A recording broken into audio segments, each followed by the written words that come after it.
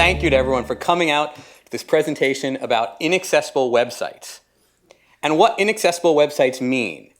Because people often say, okay, so a website's inaccessible. Well, what does that mean? How does it impact on your life? And that's what I want to talk about today. Just starting with an overview of assistive technology. Just by show of hands, how many people would consider themselves at least somewhat familiar or somewhat comfortable with even the idea of assistive technology, by show of hands? Okay, so about half the audience. So let's talk about that. You could really split it up into three different types of assistive technology. One, assistive technology for transportation, so things like power wheelchairs, things that help you walk, electronic prosthetics. You've got assistive technology for communication. So if you think about someone who either can't speak or someone who can't sign, who has trouble communicating, and they maybe have technology that helps them communicate, right? So if you think of, for instance, Stephen Hawking, right, using a computer to communicate. But there's a third area, and that's assistive technology for access to information. And that's what I want to talk about. I want to talk about people with disabilities who use different types of either computer input or computer output to access the same information on the web. What is web accessibility? Let's talk about that. But before we talk about it, I just want to pass out two devices here so you kind of get an idea of some of what someone might use if they're not using a traditional keyboard and mouse. So, first of all, this is Orbitouch. This is a keyboard for someone who does not have use of their fingers, but maybe has use of their hands kind of like this. So if, let's say, you have extreme arthritis, don't have use of your fingers, you can move this keyboard, right, 8 directions basically on each one of these bowls. So you have a total of 64. You have enough for a keyboard. And in fact, what I'm going to do, here's a little guide to using this. So I'm going to pass this around, start on one side. So this is basically a keyboard for someone who doesn't have use of their fingers. So here we go. If I can give that to you, and maybe we'll wrap up the cord here. But this is relatively inexpensive. This is, if you're going to drop something and break something, please break this one. This is only about, that's only about $300, $400. Oh, I didn't mean you breaking it. I mean just in general if someone's breaking it. Now, this is the one, please don't drop. This is a refreshable Braille display, and this is on loan from Harvard University. So what it is, notice there's a little thumb wheel here, and as you move it up, you can feel lines of Braille. So please be careful. This one's about, what did you say, about $5,000?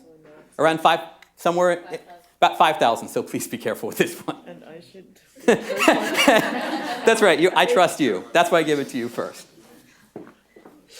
So people with various types of disabilities often use different input or output devices. So that may be, for instance, the keyboard there. It may be the refreshable Braille display for output. It can be, for instance, you see over here on CNN, there's captioning right there, on a video of CNN right there. So that is basically, that's captioning, that's output. There's a picture of me using speech recognition to do speech input. And of course, here you see the key bowl and the refreshable Braille display. And there are other ways as well. There's sometimes people may use a keyboard but may not be able to use a mouse or a pointing device. Sometimes people with motor impairment. Even things like repetitive strain injury. You know, if you've gotten a repetitive strain, I know I've gotten 1 or 2 in my life. So you've got screen readers, which are speech output, which blind people can use to listen. So there are lots of different technologies, lots of different input-output approaches that can be used. And what you want to make sure is that a web page is flexible enough to work with all these different input and output devices.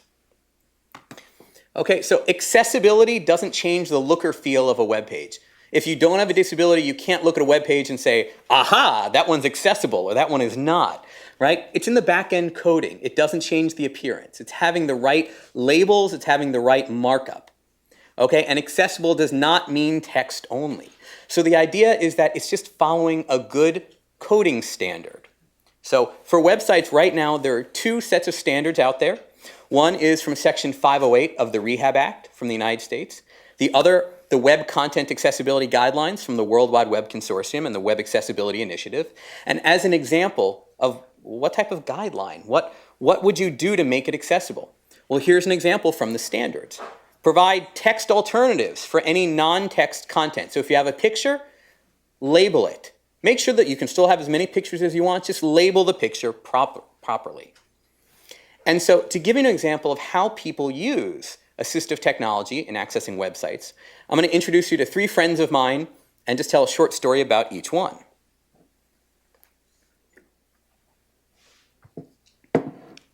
So this is my friend Rachel Dubin. Rachel is a researcher at a think tank. Judy, you'll appreciate this. You're always referring to me as the camp counselor of the group, right? Well, I actually worked with Rachel at summer camp about 25 years ago. So Rachel and I were actually camp counselors together. So Rachel has had profound hearing loss since she's 5 years old. She speaks 4 languages, but ASL is not one of them. She doesn't use sign language. She uses 2 cochlear implants. And so when she visits websites, and she actually works in DC doing, we'll say, diplomacy type of work. And so this is a perfect example of what she needs. Here's a video of Hamid Karzai and President Obama. And so she needs the captioning on that video. That's a video from the State Department. So she needs the captioning so she can hear what's going on. Next, we have Mark Ricobono. Mark is the executive director of the Jernigan Institute for Research and Training at the National Federation of the Blind. So Mark is blind, and he uses screen reader software, which is speech output. He uses screen reader software to listen to what appears on the screen. He uses it to manage banking and bills, get information from his son's elementary school. And I'm going to play a short clip.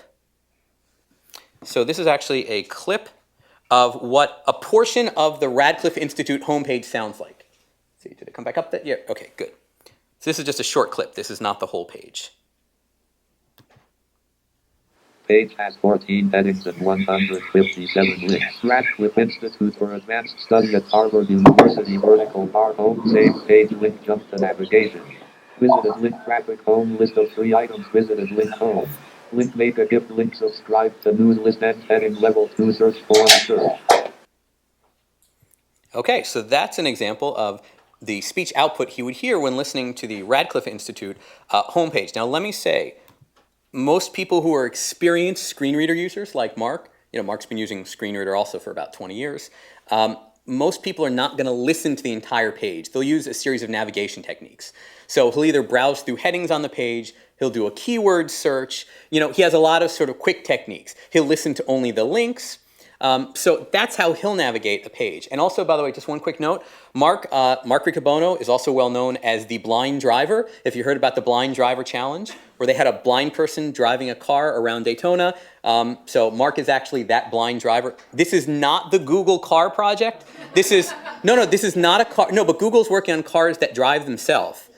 Mark actually drove the car using non-visual techniques, using sensors in the seat and on his wrists, and he drove around Daytona. If you haven't, how many people have looked at the video of Mark driving the car? Anyone on YouTube? Michael Stein. Okay, we have one. Can I make a suggestion? If you want a fascinating video, search on blind driver challenge. Don't do it yet on your phone. I mean, wait till I'm finished presenting, but afterwards you can do it. So what they did is they threw boxes out, and he swerved to miss the box. It's really cool.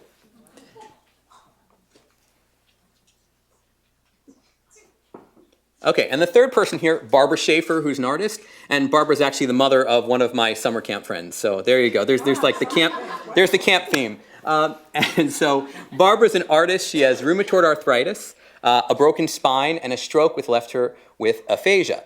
And so she has limited use of her hands, especially her fingers. So she uses speech recognition to do things like dictate documents and email messages. We also actually tried who has the key bowl now? It's back there. We actually tried the key bowl with her. She didn't like the key bowl, but we did try it.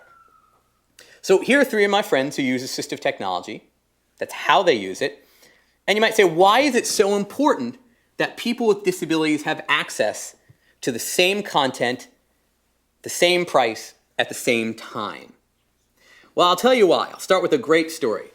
So I was speaking on a National Public Radio show in DC. And normally, when they do shows on topics like assistive technology, they make sure that they do live captioning on the show. Well, the live captioning wasn't working. So they did a whole radio show on assistive technology and essentially cut people who are deaf or hard of hearing out of taking part, out of emailing in. What happened is that they posted a transcript 2 days later of what happened on the radio show. Guess what? 2 days later, you couldn't send emails in to ask questions. They were cut out of the show. On average, you see a 3-year delay between when a technology is put in place inaccessibly and when it's made accessible. So when a company says, well, yeah, we know it's not accessible, we're going to work on it. On average, that's a 3-year delay. That's a 3-year advantage that people without disabilities will get. So you want to make sure that when you introduce any type of technology, any type of website, you make it born accessible. One of the biggest problems is at universities, in high school, in middle school, when kids with print disabilities don't actually get their textbook in an accessible format till week 8 or week 9. Guess what? How would you do without the textbook until week 9? Right? It puts you at a disadvantage. Think about the value of information, right? It drops over time. You know, we had this big snowstorm. What happens if you got the weather alert or the please evacuate your neighborhood, but you got it 3 days later? It doesn't mean anything 3 days later. You've already missed out. You saw that a lot with Hurricane Katrina, where people with disabilities did not get the emergency information in a timely manner. So that information isn't worth anything a week later. Hey, guess what? We're going to have a snowstorm. It's going to be about 2 feet, and you found out today. I mean, it's ludicrous. So people with disabilities need access to the same information, the same content, right? Maybe it's in a different format, maybe it's large print, maybe it's Braille, but they need access to the same content, not different content. And guess what? Most digital content starts out accessibly. We add the barriers. Now, a great example of why we need access to the same content is captioning. People who are deaf or hard of hearing want the same verbatim captioning. They don't want summarized captioning. They don't want something different. They want access to the same text. They can judge for themselves whether or not they want to read through all of it, but they don't want a summarized version. They view that very much as someone is taking away their right to get the real information. Someone is really summarizing it and taking away that right. You see when you talk to companies and you say, look, you know, the website doesn't work, it's not accessible. They say, oh, but it's okay. Use our mobile version instead, that's accessible. The full website is not accessible. Well, guess what? The mobile version usually only has about 1/3 of the functionality that the full website version has. Did anyone hear the big news announcement about Monster.com in the last few weeks and the Massachusetts Attorney General? Anyone hear that? No one? Oh, I was going to say, you sent me an email about it, so I know you've heard it. So think about this for a minute. Right? Think about this. If you want to go to Monster.com, the big job search website, right? You want to find out what jobs are available. But when you go, the website's not accessible. You can call Monster on the phone. It's not very likely that they're going to read you the 300 jobs opening, you know, that are open in your area. So there was actually a settlement recently between Monster.com and the Massachusetts Attorney General where they agreed to make Monster.com accessible. They agreed to make the website accessible because otherwise, I mean, it's ludicrous. You can't get the same content by calling on the phone or using a TTY. They're not going to read you 300 job ads over the phone. So these are all really important concepts of same time, same content, and the same price. Have you ever called an airline and they say, while you put on hold, lower fares may be available on our website? Well, guess what? Most people have heard that when you've called them, right? Guess what? If you can't use the website, you can't get the lowest fare.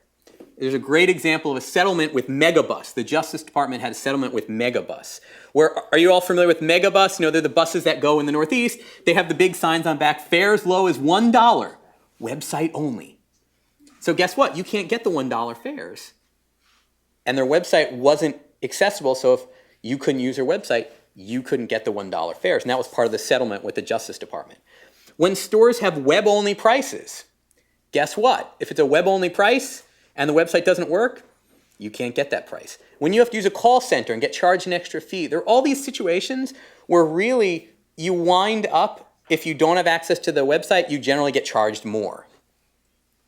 And that's why I say separate access to information is inherently unequal. If you look back at the Brown versus Board of Education decision, right, and they talk about that separate schools are inherently unequal, well, guess what? If you don't have access to the same digital content, it's inherently unequal. Okay, regardless of where in history you look, if you want to look at Emily Davies in the history of fighting for women's education, if you want to talk about Thurgood Marshall and the NAACP, the idea that disability groups have really pushed for many years is integration, not segregation. So they talk about community-based living, right? Not going in institutions. They talk about mainstream education in the classroom. They talk about public transportation, buses in Boston that you can go on a wheelchair rather than calling paratransit, which is a separate service, and you are segregated from the mainstream public. Even seating in a movie theater. Under the Americans with Disabilities Act, they have to spread out wheelchair accessible seating. They can't just say, okay, here's the wheelchair section. All the people in wheelchairs sit here. So really, you have a situation where you want to have integration. Because inaccessible websites reduce the quality of life for people with disabilities. That's the main idea here. Inaccessible websites reduce the quality of life. It's not theory. This is not a hypothetical situation. This is real discrimination occurring every day. Discrimination like pricing discrimination and employment discrimination, lack of access to reading materials. You can't take part in social networking. You can't form communities. How much of our life is digital? And if you're excluded from that, how much are you excluded from life? These are real barriers. They're not always obvious. Before this talk, how many people by show of hands were generally familiar with all these problems related to accessibility? How many people were familiar by show of hands? Okay. They're not, and many of you were not. These are not always obvious barriers, but they are real barriers. So let's talk about some of the laws in the US that relate to technology access for people with disabilities. You've got Section 504 of the Rehab Act from 1973, one of the early disability rights laws, which basically says that you may not discriminate against people with disabilities in any programs that are federally funded. You've got Section 508 of the Rehab Act from 1998, which says that any technology procured, acquired, developed, built, or anything else by the federal government must be accessible to people with disabilities. You've got the Americans with Disabilities Act, which is probably the one most people are familiar with, right? By show of hands, how many people are familiar with ADA? You've at least heard of it. Okay, and now while the web was not mentioned originally in the ADA, the Justice Department has said for years that it does apply to public websites of public accommodations. A number of court rulings like the Netflix and the Target cases have said that it does apply. And you've got the newest law, the 21st Century Communications and Video Accessibility Act, and that relates to things like accessibility of smartphones and streaming video and voice over IP and emergency information, so basically new communications technologies. You actually have a number of other laws that either are not technology or are not disability focused per se, but they have components like the Help America Vote Act, which talks about making sure each polling place has at least one accessible voting machine. IDEA from education, which talks about assistive technology as part of an individualized education program. You've even got regulations like from the Department of Transportation, the non-discrimination on the basis of disability in air travel. So you've got all of these laws, even ones that don't immediately appear to be related to technology or disability, that impact on technology and disability. Now you might say, well, Jonathan, this sounds great. Wonderful. I like it. But how do we design for everyone? We can't design for everyone. Well, guess what? You can design for most people with disabilities. Are there some that we haven't solved as computer scientists yet? Yeah, absolutely. But I mean, if you look, human-computer interaction research, we have over a 30-year tradition of perceptual and motor impairment research. So research perceptual impairment, people who are either perceptual, for instance, deaf or hard of hearing, people who are low vision or blind, people with motor impairments who have limited use of fingers, hands, arms, or speech. And we've actually been starting as a community to get involved with cognitive impairment as well. So some people call it cognitive impairment, some call it intellectual disabilities.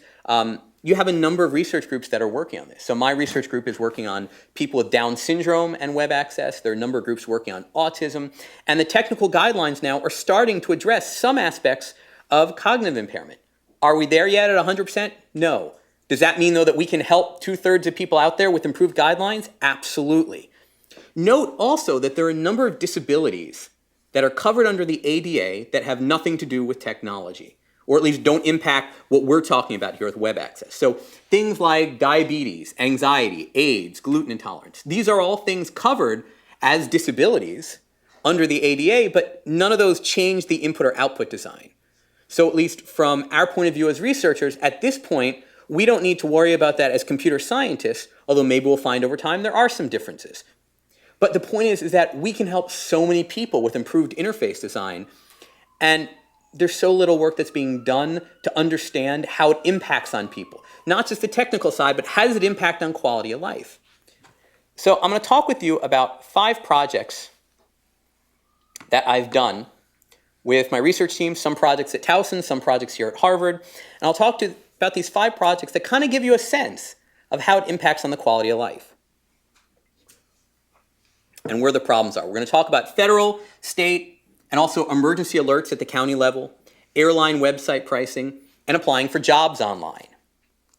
First, let's talk about federal level web accessibility. Okay, in terms of Section 508 of the Rehab Act, Section 508 says that all technology developed, procured, maintained, or used by the federal government must be accessible. Basically, if federal dollars are purchasing federal technology, it must be accessible. And this is true not only for public-facing systems like websites, but also internal systems for federal employees. We have technical guidelines. Compliance, though, has been a beginning since the start.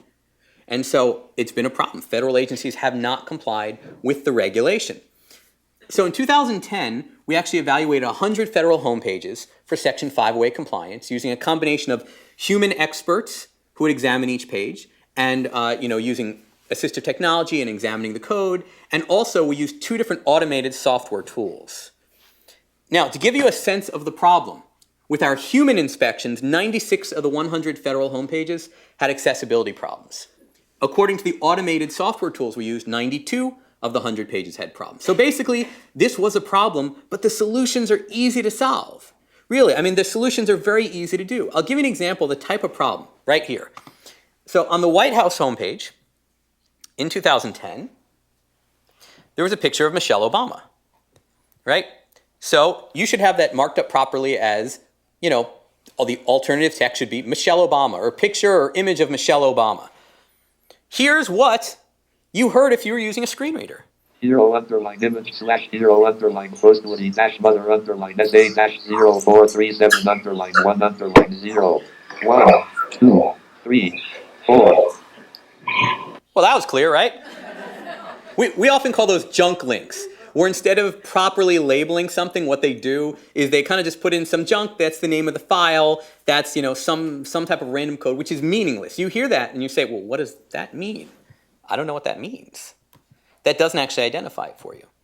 Here's another example in 2010 where ready.gov, the FEMA website, had this information: prepare, plan, and stay informed about hurricanes. If you were blind, all you heard was 01, 02, 03. See that little text at the bottom there? The whole thing was flash-based, and they didn't have any equivalent except 01, 02, 03. That was it.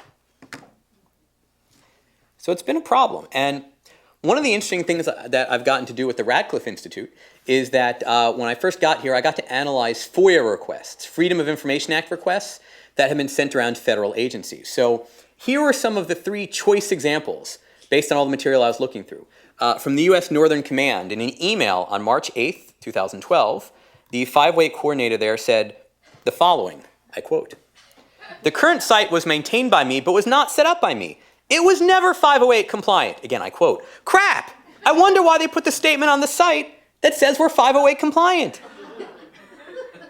Right? Okay, can you see why it was fascinating to analyze all these FOIA requests? So here's another example. The Department of Labor employees had a whole discussion about whether they could qualify for an undue burden, meaning they can avoid the law because they don't have any employees with disabilities. Okay, well, there are a few problems with this.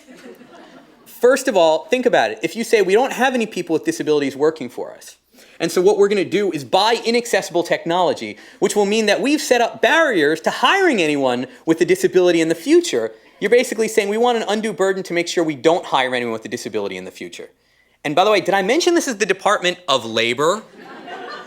People who are in charge with enforcing laws related to employment and disability, right? And then the VA reported in one compliance study they did, they estimated 97% of their web content was not accessible. Remember, VA, veterans, including a lot of veterans with disabilities. So you might say, wow, this is horrible, right? Why is it no one's talking about this more? Well, I try to talk about it as much as I can, but one of the reasons is that very often federal agencies won't talk about what they're doing, they won't be public about it, they won't share with others, they try to hide this. And Agencies, every federal agency uses their own software tool to test. They all have like 15 to 20 different software tools, right? They don't validate them. They don't determine if they're effective or not. They just say, aha, we have a software tool. We use it. We have a software tool. Each agency creates their own 508 documents. So each agency creates their own documentation. Guess what? They're all using HTML. They're all using Java. They're all using the same technologies. You only need one set of documentation. Based on what I saw, I would suggest taking Department of Homeland Security, just giving their documentation on 508 to everyone. They've got good documentation. And a lot of agencies don't have good documentation. There isn't clear guidance on how often or what to test for accessibility. Agencies won't share, they won't be public, even when they're doing a great job. I spent a year bugging this one federal agency who was doing a phenomenal job with 508 compliance to share what they were doing, and they didn't do so. Here's one of the other big problems. So the Justice Department, according to the statute, has the requirement every 2 years, Department of Justice has to do a 508 compliance study every 2 years. But after 2003, they said, we are not doing these studies anymore. We're not going to do them. Well, guess what? If you say that there's a speeding limit, but you say, look, I want to be clear, we're no longer ticketing people for speeding on the highway, but we don't want you to speed, but we're not ticketing you. We're not going to enforce. Guess what? No one's going to worry about enforcement. And so in 2010, they sent out a memo saying, oops, we goofed, right? We haven't been following the regulation. We're going to do it. They sent out a survey in 2011. They got the survey back. They put out a report in September, and basically the report showed that a lot of federal agencies were not compliant with Section 508. And the most interesting thing was when they asked, a number of federal agencies said, and we have no plans to. We're not going to be compliant in the future either. And remember, they told that to the Justice Department, and it was a survey, okay? And they were just outwardly saying, yeah, I mean, they could have said, oh, it's the Justice Department. Well, we're not doing so currently, but we're going to start thinking about it. No, the agencies, many of the agencies just said no. It's fascinating. So that's the problem at the federal level. Just some quick data from the state level. We examined web accessibility in the state of Maryland. Why? It's Maryland, that's where I'm from, and that's where I have the ability to influence policymakers the most. We had done an evaluation study in 2009 to examine website accessibility. We looked at the data again. We looked at the sites again in 2012. Why? Between 2009 and 2012, they added a web page template, which was supposed to be accessible. Look, this is a blank document. You see it's a blank document. It's got, if you think of a style sheet, those of you who are designers, right? It's got formatting, it's got color, it's got branding, it's got layout, it's got all those things. So they instituted this website template, encouraged agencies to use it. We thought, let's see what happened. Does it make any difference? So for the 15 home pages that we examined in both years, there was a little bit of improvement between 2009 and 2012. But we also broke it down. We looked at many more home pages in 2012 and compared the ones using the template to the ones not using it. The ones using the template had an average of 2.1 violations of paragraphs of the law per home page. The ones not using the template had 3.1 violations, but that's a little bit misleading. Why? Because there were two websites that were the only two that were fully accessible but did not use the template, and that was the Library for the Blind and the Maryland Division of Rehab Services. They weren't using the template, but they were the only two websites that were fully accessible. Take them out of the analysis, and those not using the website, not using the template, had almost double the rate of violations as those using the template. So clearly, the website template has helped. On to emergency alerts. So we're going to do 5 studies here, a brief tour of 5 different studies. This is a study actually I was doing this fall with Michael Stein and the Harvard Law School project on disability. Most counties have emergency alerts where you can sign up to receive a text alert on your phone or an email when there's a weather problem, when there's a traffic backup, something like this. To sign up, you generally go to a web page. You go to one like this for Anne Arundel County or this for Boston. You type in some information. One of the problems, though, is that many of these emergency alert signups are inaccessible. Guess what? They're web-based forms. Web-based forms are easy to make accessible. They're not hard. This is one of the easiest things from a technical point of view to do. There are maybe 10 major providers or so of these services, like Cassidian, Cooper Notification, Everbridge. So we examined all of the emergency alert signups at the county level in Maryland, Massachusetts, and New York. Why? Again, those are states either where I live, have lived, or where we have connections and can influence policymakers. You always want to use this data somehow to influence policymakers. So we examined them. Now, we didn't actually submit to sign up. We went through every stage up until the click here to sign up, because from what we understand, to submit false data to a county emergency system is maybe a little bit problematic. So we basically examined all the steps, but we did not actually submit and say, sign me up. We had a number of people, a number of evaluators who looked through each one. Guess what? 21 out of the 26 we looked at had accessibility violations. And guess what? They're really easy. So if you look at this example right here, this is from Anne Arundel County, Maryland, and all of the ones that had Code Red, that used the Code Red service, all had some of the same violations. For instance, right here, where you have 1, provide, 2, verify, 3, submit. Well, guess what? It was highlighted as being a darker shade. That's the only way that you knew that that's the stage you were on. So that's the only way you knew that. It wouldn't be very hard. Here's the code. I decided to throw in some code into the presentation. Here's the code. The alt tags were 1, 2, 3. It wouldn't be very hard to change it, the alt tag for the first one, to you're currently at step 1 to provide your information. This wouldn't be hard. This would be easy. Right? As another example, this is from Howard County, Maryland. And note that if you are filling out the form visually, if you look up there, it says, the form says to write in your home address required. Home address, parenthesis, required. Okay? So if you can visually see, that's what you're told to do. If you're using a screen reader, here's what it says. Remember, home address, and then in parenthesis, required.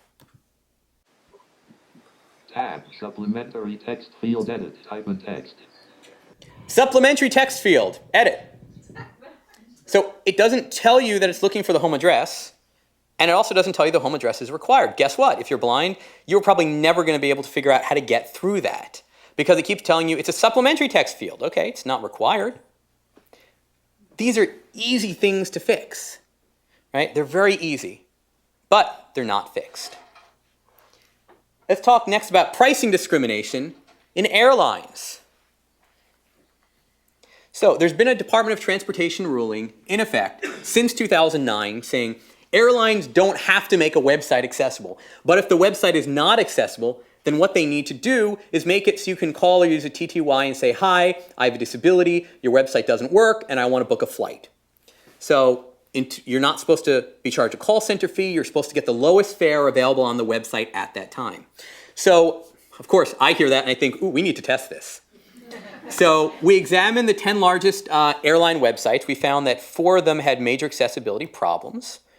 Right? And to give you an example of the type of problem, when we did the first evaluation, and we did a follow-up recently, the type of problem that occurred is on the JetBlue website here, where JetBlue, when you're going to type in the city that you want to fly to, you actually can't type it in. You have to use a mouse pointer or other pointing device to choose the city. You could not type it in text. You had to use a pointing device. And guess what? Some people, not only people who are blind, but some people with motor impairment, some people with repetitive strain can't use a pointing device. So you just need to make it more flexible, right? So they've since fixed this. But what we did, we created 15 travel itineraries per airline where you called, right? And you said, I want to go at a certain, day. I want to fly from Baltimore to San Francisco. There's only one flight a day. Here's where I want to fly. There was only one real answer they could give you. And so what I did is I had teams of students. One student would call up and say, hi, I'm blind and I want to get some flight information. Your website doesn't work for me because, I'm blind. And another student would be sitting there. Well, you're laughing, but this is classic from civil rights law, right? So the other student would be sitting there and continuously checking the price, right? To make sure, because, airlines change their prices every few minutes. So basically, we had one student checking the price, the other calling and saying, hey, I'm blind, your website's inaccessible. So we used the same methodology in fall 2009 as 2011. Let's start first with the 2009 results. United Airways, right, price discriminated a third of the time. US Airways price discriminated 40% of the time and higher in some cases. So generally they didn't charge you a higher fare for the flight. What they did is they said, okay, well here's the flight price and there's going to be a $25 call center fee. And our student said, oh, well, no. According to the regulation, according to the law, you can't charge me that. Generally what happened is that the person at the call center said, wait, hold on, let me check with my manager. You're put on hold, you get the little muzak. Then they come back, yeah, sorry, sir, we don't follow that law. Seriously. The types of things that happened included things like, person said, oh, you're blind. I feel bad for you, I'm sorry. Or in one case, what actually happened is the person, believe it or not, at the call center started speaking loudly and slowly, and you're like, that's just insulting. That's just insulting. So we did a follow-up study in the fall of 2011. Again, picked the airlines, same method, picked the airlines that had inaccessible websites. Alaska Airlines and American actually still price discriminated 30% of the time, but United Airlines this time had no price discrimination at all. Can someone tell me why United didn't have any price discrimination? How about Michael Stein? They got sued by blindness advocates, yes. In between 2009 2011, United had trained their call center folks. They said, oh, sir or ma'am, we know you have rights, right? We will make sure that you get what you're entitled to. They had been trained. So advocacy cases do work. Now on to the fifth one, on to inaccessible online applications. Now most employers now require, if you want to apply for a job, you have to do it online. They'll say, go to our website. All the jobs that are open are on our website. Our application process is on our website. Well, guess what? If the website is inaccessible and you can't apply for a job and you can't even find out what jobs are open, that cuts you out of the process before you even can apply. We know the unemployment rate has historically been high, 70 to 80% for people with disabilities. Typically adults with disabilities are unemployed, right? And so what we decided to do, and we were lucky enough to receive funding for this from the Burton Blatt Institute and the Southeast ADA Technical Assistance Center, is that we actually had 16 blind users attempting to apply for jobs on 16 employer websites, right? And so they submitted fake applications apparently for employers. As long as we marked it for training purposes only, that is legal to do, just as long as we're not applying to the federal government. So what happened is that we had our blind users attempt to apply for jobs online, right? We actually had to do a number of interventions because when we did our pilot studies, we found that there were so many barriers. If we didn't jump in and move them past the barrier, most of our blind users would never even get past the searching for jobs. They never would even get to apply. And we wanted to learn about the whole process. So what we did is we had a very well-documented way of how we are actually going to measure this, how we're going to mark down that they asked for help, that they reached a barrier they couldn't overcome. So out of the 32 attempts, again, 2 applications per blind user, 32 attempts for applying for jobs, only 9 could be completed without assistance. Only 9. So that's about a 28% task success rate. And think about this.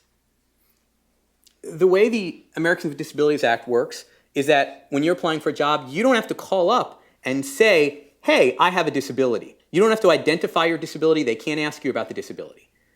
But if you suddenly have to call up the company and say, hey, I tried to apply for a job, and guess what? Your website's not accessible and I have a disability, you've then almost had to identify your disability, right? So that could be problematic. And if you immediately have to call before you even applied and say, I can't do this, that makes you sound like you're not capable of doing the job, when in reality, they've put that barrier in place.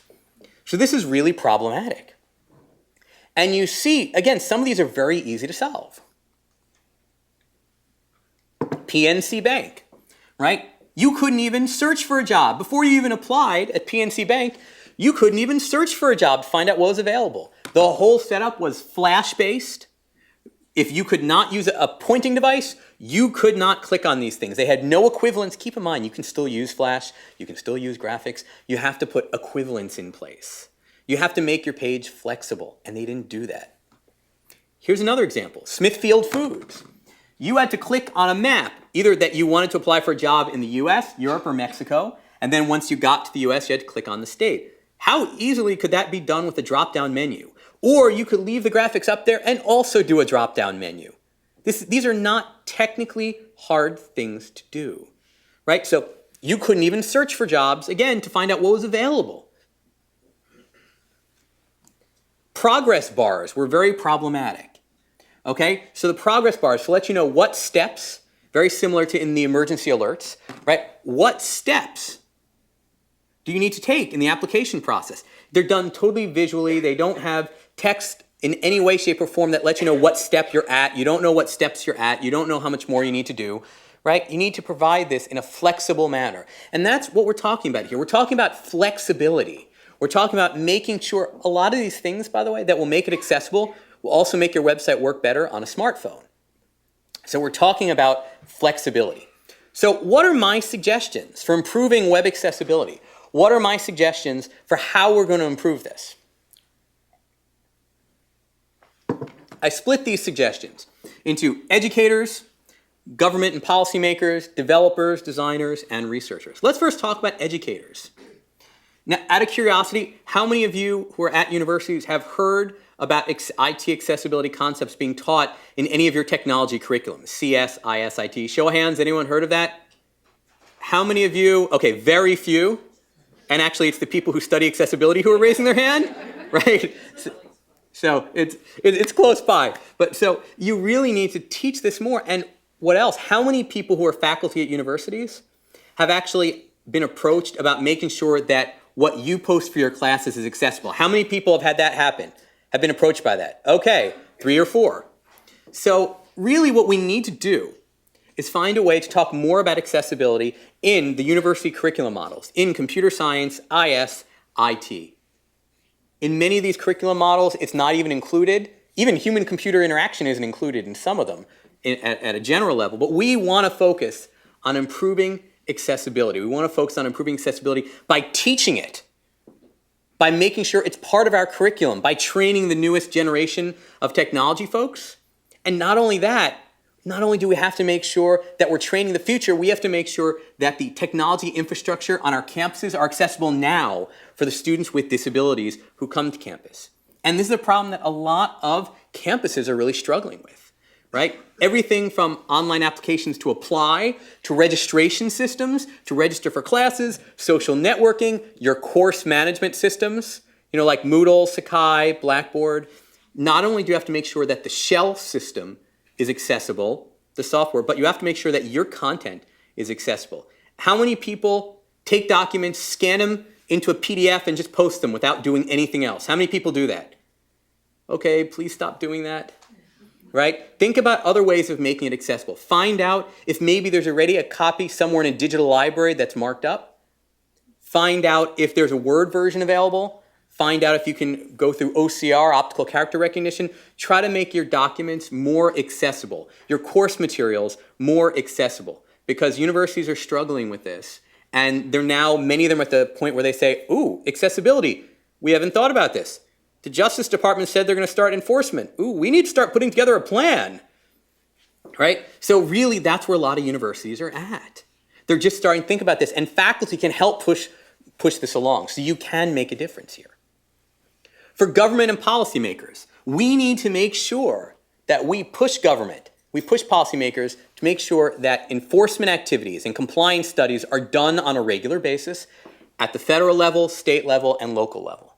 Okay? The Justice Department needs to do their studies. Federal agencies need to do studies. We need to make sure not only that studies are done, because a lot of agencies, a lot of government, they just have no idea if they're accessible or not. You ask them, they say, well, we don't know. I don't know. When disability advocacy groups call up and say, the website is not accessible, you're violating the law. You know what most agencies say? Can you tell us how? We don't know. That's really what happens. They say, well, tell us how, we'll fix it. We don't know what we're doing. Well, if they don't know, they're probably going to make mistakes again. So we also have to make sure that we publicly post the results, so we're discussing this openly.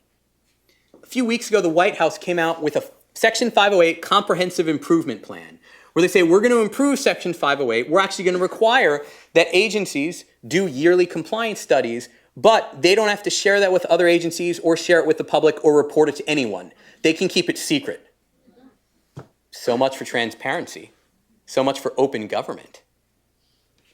Right? I've been pushing for a long time. The Open Government Initiative needs to include open access for people with disabilities. Transparent, open government means open government for all. So we need to make sure also that government agencies use procurement processes wisely. When I talk about procurement, you know what I'm talking about, right? The processes you go through when you need to spend government dollars, right? Even universities that are private, right? Guess what? If you're a private university, you're covered, you receive federal funds, so you're covered under at least one of these laws, and in many cases, you're covered under both Section 504 and the ADA. So private universities are covered as well. We need to make sure that procurement processes include aspects related to accessibility. So make sure that the contracts specify the technology must be accessible. Guess what? The Cal State University system did this for a number of years, where they had it in all their procurement, where they did demos, they tried it out, they evaluated. So we need to make sure that money being spent is a lever to improve IT accessibility, and the way to do that is through procurement processes. And of course, openness. For developers and designers, we want to make sure, first of all, developers need better tools. Software engineers, web developers, programmers, designers, they need better software tools. The ones that are out there right now to check for accessibility and help developers, they're not that good. They give misleading results. So we want to make sure that we have better tools. That's why I'll sometimes use an automated tool, but every one of my studies always has human inspections. We have to have human inspections, either people with disabilities or experts reading through the code. So we need better tools, but we also need a better understanding of supporting designers and developers. We need a better understanding of how they do their work. We need studies of how system engineers, how software developers, how web programmers, we need a better understanding of how they work. We need to study that. So we really need a lot. We need for research, we need a lot more research done on IT accessibility. We still need some research on perceptual and motor impairment, but we need a lot more on cognitive impairment. We need a lot more work done on all these different populations that are considered to either have a cognitive impairment or intellectual disability. The label changes depending on what community you're working in. So we need to have much more research done. We need people to go out and do studies involving people with disabilities. We need government agencies to fund more of these studies. We need a lot more information. This is something that is technically solvable. It's doable. We can make it happen. We have the knowledge to make it happen. And so what we need to do is improve web accessibility because it's technically possible, and the best part, it's not hard. But we have to put better policies and better practices and better processes into place to make sure that this happens. Okay, we need to improve the situation. This impacts on the quality of life for people with disabilities. Thank you.